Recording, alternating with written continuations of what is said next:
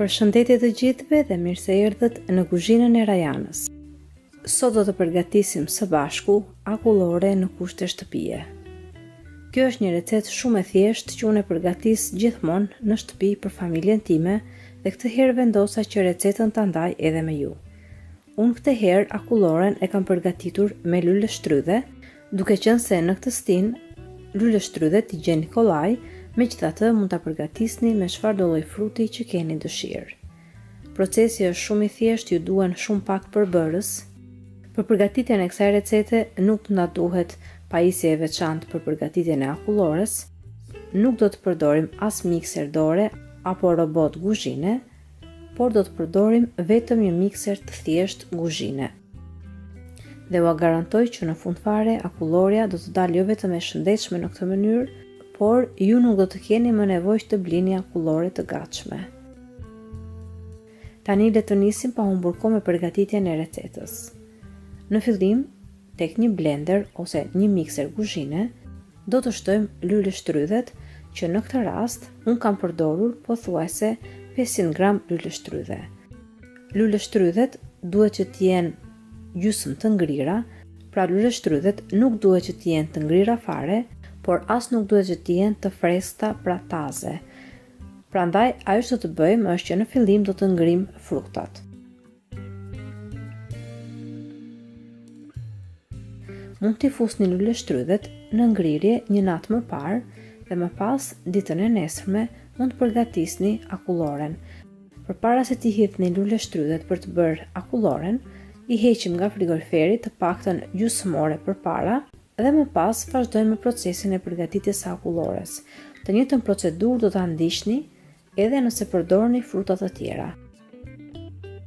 Dhe më pas, kur i hedhim lule shtrydhet tek mikseri, thjesht i pulsojmë ato. Gjatë kohës që i pulsoni lule shtrydhet, mund ta ndihmoni mikserin me një pirun, në mënyrë që lule shtrydhet të coptohen komplet.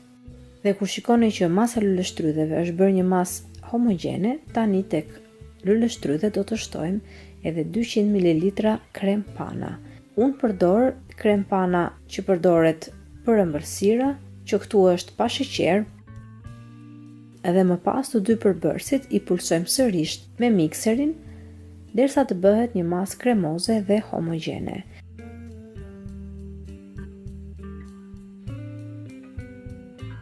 Gjatë kësaj kohe, nëse keni dëshirë, mund të shtoni edhe sheqer, unë nuk i kam shtuar, por nëse dëshironi mund të shtoni sheqer ose në vend të sheqerit mund të përdorni ëmbëlsues të tjerë, mund të përdorni edhe mjalt nëse keni dëshirë, varet nga shijet tuaja.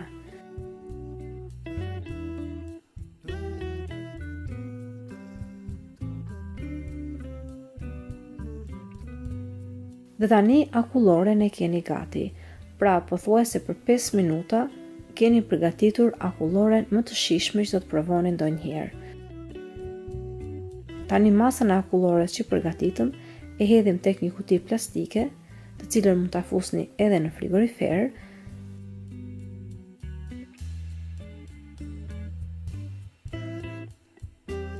Mund të shtoni tani akullores përbërës të tjerë nëse keni dëshirë.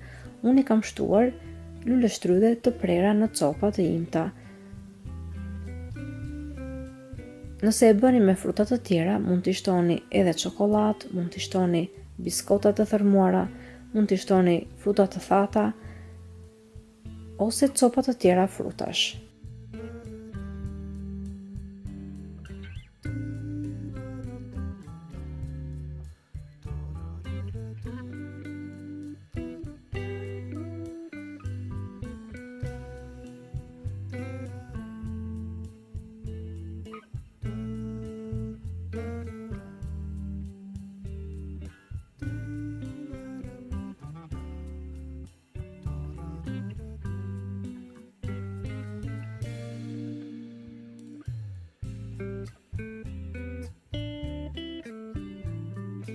Dhe tani e niveloj mirë sasinë e akullores.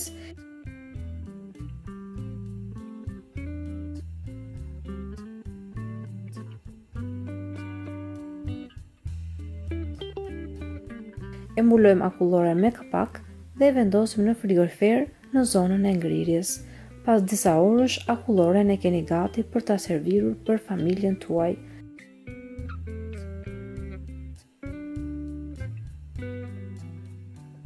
Më besoni që në këtë mënyrë do të përgatisni një akullore shumë të shpejtë, shumë të shëndetshme, siç e pat edhe vetë, me vetëm 2 përbërës dhe nuk keni pse të blini më akullore.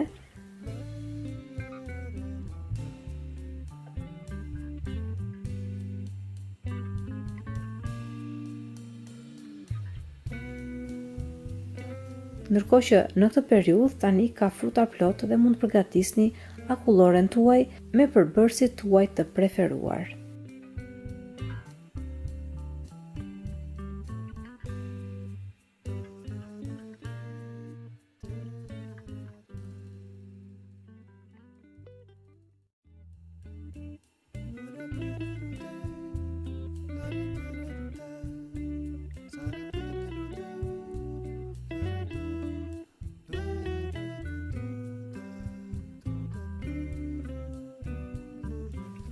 Shpresoj shumë që kjo recetë ju ketë pëlqyer dhe nëse po, mos hezitoni t'i jepni asaj një like, si dhe ta shpërndani me miqtë dhe familjarët tuaj në rrjetet sociale.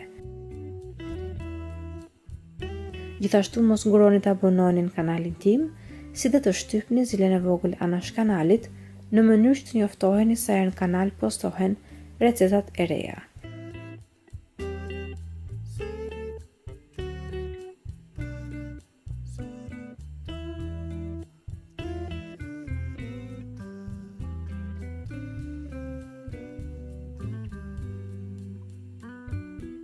Ju falenderoj të gjithëve që më ndoqët edhe në videon e sotshme, bashkë do të dëgjojmë sërish në videon e radhës. Deri atëherë, Zoti ju bekatoft të gjithëve.